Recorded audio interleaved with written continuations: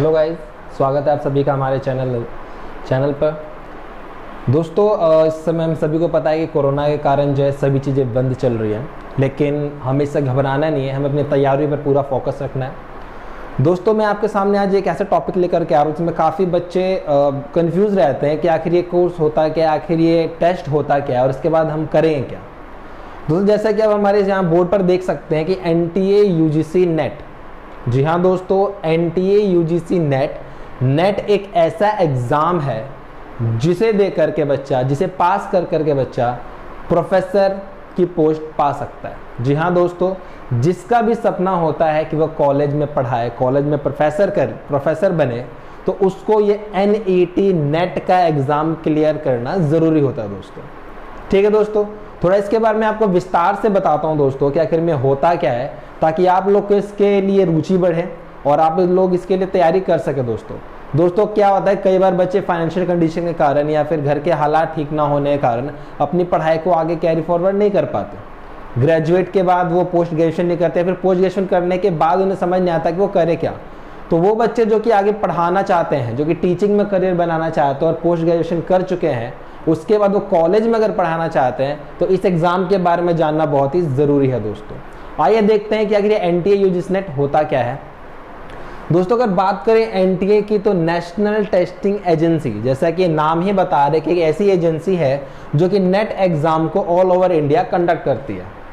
जी हाँ दोस्तों, NTA यानी नेशनल टेस्टिंग एजेंसी, जो कि पूरे ऑल ओवर इंडिया में इस एग्ज़ाम को कंडक्ट कराने का काम करती है दोस्तों।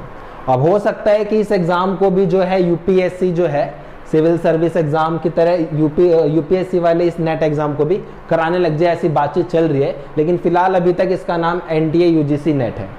जी दोस्तों, कभी कभार आपने देखा होगा, आप देखेंगे जब आप फॉर्म फिलअप करेंगे तो NTA UGC नेट और CSIR UGC नेट, ये दोनों नाम एक साथ आते हैं, अलग अलग कॉलम वाइज कॉलम आते हैं दोस्तों। तो दोनों में डिफरेंस क्या है दोस्तों, मैं बता दूंगा आपको। तो CSIR का मतलब होता है council of scientific and industrial research. मतलब कि दोस्तों, जो बच्चे साइंस स्ट्रीम से आगे अपनी पढ़ाई को फॉरवर्ड किए हैं, जिन्होंने BSc किया है, MSc किया है और साइंस की फील्ड में ही अपना करियर बनाना चाहते हैं, साइंस की फील्ड में रिसर्च वर्क करके प्रोफेसर बनना चाहते हैं, तो उनके लिए जो संस्था नेट एग्जाम कंडक्ट कराती है वो हमारा CSIR यानी council of scientific and industrial research.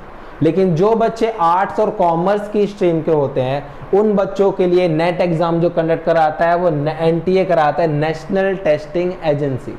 ठीक है दोस्तों, अब बात करते हैं कि UGC नेट क्या है। अब तक आपको दो चीजें मैंने बता दी, दो चीजें कंफर्म हो गई कि ये एग्जाम कराता कौन है। तो दोस्तों, एक कराता है NTA, दूसरा कराता है CSIR। ठीक है दोस्तों, साल में 2 बार इसके एग्जाम कराए जाते हैं, एक जून और एक दिसंबर में दोस्तों। ठीक है दोस्तों, आगे देखते हैं। तो UGC का मतलब होता है यूनिवर्सिटी ग्रांट कमीशन, और नेट एग्जाम जो हमारा मेन एग्जाम जिसको देकर के हम प्रोफेसर बन सकते हैं वो है नेशनल एलिजिबिलिटी टेस्ट। नाम से पता लग रहा है तो नेशनल यानी कि राष्ट्रीय स्तर का एक टेस्ट होता है जो कि ऑल ओवर इंडिया इसे कंडक्ट किया जाता है। ठीक है दोस्तों, आइए देखते हैं इसके लिए योग्यताएं क्या होती हैं कि कौन सा बच्चा जो है इस एग्जाम को कर सकता है। तो आपको एलिजिबिलिटी अगर इसके लिए मैं बता दूं तो एलिजिबिलिटी नॉर्मल है दोस्तों, कोई भी बच्चा जिसने MA, MCOM, MSc यानी कि अपनी पोस्ट ग्रेजुएशन किसी भी स्ट्रीम से कर रखी हो, पोस्ट ग्रेजुएशन किसी भी स्ट्रीम से कर रखी हो, इसके अदर कोई इक्विवेलेंट भी कोर्स किया हो, तो वो बच्चा UGC नेट का एग्जाम दे सकता है दोस्तों। ठीक है दोस्तों, ध्यान रखें, वो कैंडिडेट जिसने पोस्ट ग्रेजुएशन किया हो। जी हाँ दोस्तों, जिस बच्चे ने भी पोस्ट ग्रेजुएशन किया होगा वो बच्चा जो है एलिजिबल है इस एग्जाम के लिए। ठीक है दोस्तों, इस एग्जाम का भी एक एज क्राइटेरिया होता है, ये भी आपको ध्यान रखना है। अलग अलग कास्टिज्म के हिसाब से रिजर्वेशन कोटा भी इसके अंदर है, लेकिन फाइनली जो है 32 ईयर ऑफ एज यानी 32 साल इसकी हाईएस्ट एज मानी गई है, यानी कि 32 साल की उम्र तक जो है कोई भी कैंडिडेट इस एग्जाम की तैयारी कर सकता है दोस्तों। ठीक है दोस्तों, आगे देखते हैं दोस्तों कि एलिजिबिलिटी का आपको समझ में आ गया कि एलिजिबिलिटी के बाद अगर हम मान लीजिए कि नेट की तैयारी करना चाहते हैं तो इस एग्ज़ाम के लिए हमें पढ़ना क्या पड़ेगा? क्या हमने जो अब तक पढ़ा है अपने ग्रेजुएशन में या पोस्ट ग्रेजुएशन में, क्या उसी के बिहाफ पर हम पास हो सकते हैं? क्या केवल उसी में से एग्ज़ाम के अंदर पूछा जाता है? तो दोस्तों इस सवाल का जवाब है हाँ भी और ना भी। जी हाँ दोस्तों, 50-50 क्राइटेरिया है इसके अंदर। जो आपने अब तक अपने पोस्ट ग्रेजुएशन और ग्रेजुएशन में चीज़ें पढ़ी हैं उसका 50% आपका एग्ज़ाम में आता है और साथ ही 50% इसके अलग कॉन्सेप्ट होता है। जी हाँ दोस्तों, एक चीज़ मैं बताना भूल गया आपको, इसमें एक चीज़ मैं बता दूं कि आप नेट एग्ज़ाम किसी भी सब्जेक्ट में कर सकते हैं।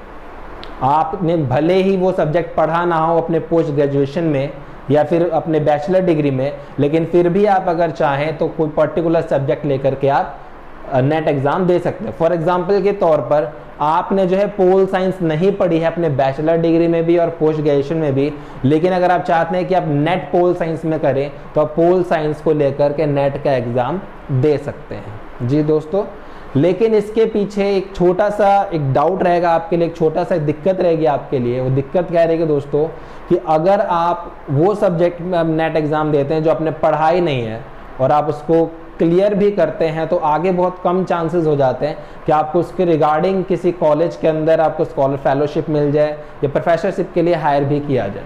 क्योंकि यूजीसी जो है या जो अलग अधिकतर जितने भी कॉलेजेस होते हैं वो उसी एस्पायरेंट को अपने पास बुलाना चाहते हैं जिसने पर्टिकुलर किसी सब्जेक्ट में मास्टर्स की हो, उस सब्जेक्ट का अच्छी तरीके से ज्ञान हो। ठीक है दोस्तों, तो मैं आपको सजेशन यही देना चाहूँगा कि आप वही सब्जेक्ट चुनें जिसमें कम से कम आपने अपनी मास्टर्स कंप्लीट कर ली हो। ठीक है दोस्तों, आइए आगे बढ़ते हैं दोस्तों। इसके अंदर अगर बात करें तो एग्ज़ाम पैटर्न क्या है, अगर हम बात करें कि इसका एग्ज़ाम पैटर्न क्या है, तो एग्ज़ाम पैटर्न की बात करूं तो इस एग्ज़ाम के अंदर जो है टोटल 150 क्वेश्चंस होते हैं दोस्तों। 150 क्वेश्चंस होते हैं और 2 मॉड्यूल इसका एग्ज़ाम का होता है दोस्तों।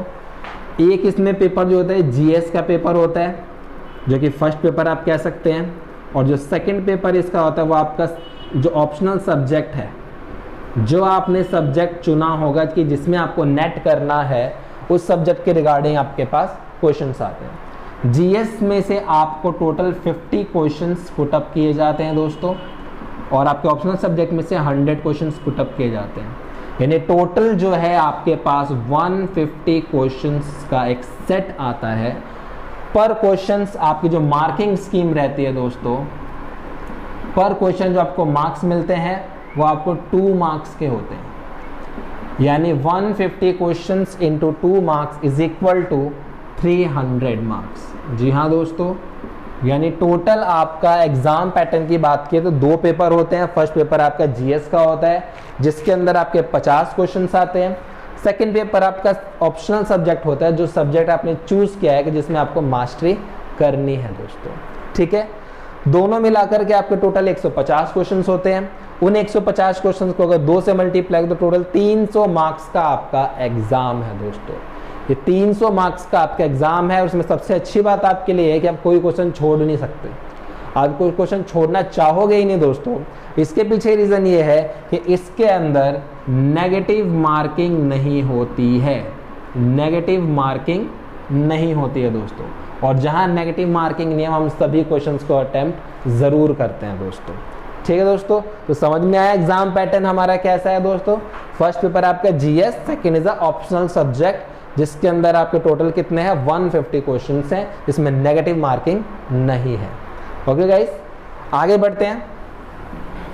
अगर मैं बात करूं कि जीएस जो इसका पैटर्न है, यानी जीएस के अंदर आपको क्या क्या पढ़ना पड़ता है, तो सेकंड पेपर जो होता है वो आपका जैसे मैंने बताया आपका ऑप्शनल सब्जेक्ट है। जो सब्जेक्ट आप चूज कर रहे हैं उसके बिहाफ पर होता है, तो उसके लिए तो आपकी तैयारी पहले से ही चलती है। आपने बैचलर उसी में किया है, मास्टर्स उसी में किया है, थोड़ी सी और प्रिपरेशन अगर आप उसमें कर लेंगे तो इजिली 100 में से 70, 75, 80 क्वेश्चन इजिली आप कर सकते हैं।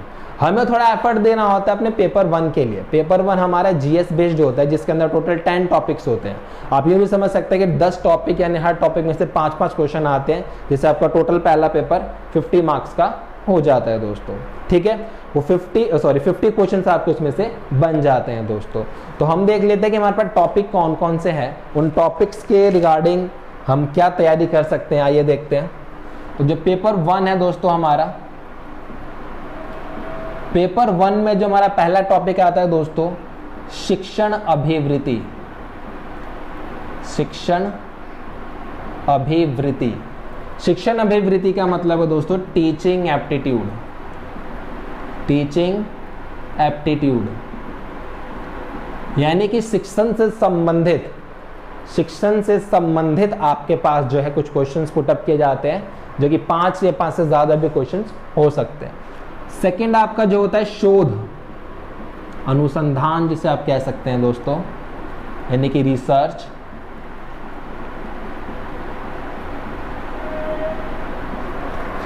तीसरा आपका है बोध, कॉम्प्रिहेंशन दोस्तों।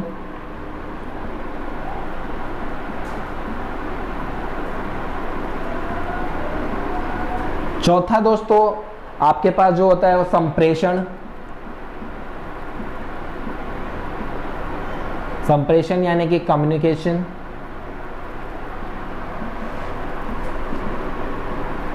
पांचवा दोस्तों आपका होता है गणित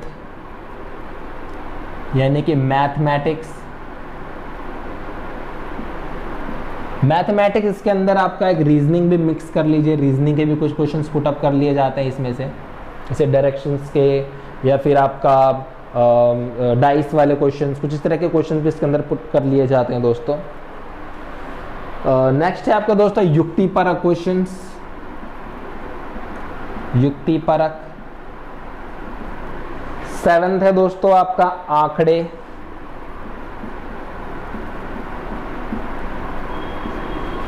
8th है गाइस सूचना और संचार प्रौद्योगिकी। सूचना और संचार यानी आईसीटी। 9th है गाइस आपका लोक विकास और पर्यावरण, यानी पर्यावरण आप यूँ समझ सकते हैं नॉर्मल एनवायरमेंट। 10th आपका है उच्च शिक्षा प्रणाली, हायर स्टडी, उच्च शिक्षा प्रणाली।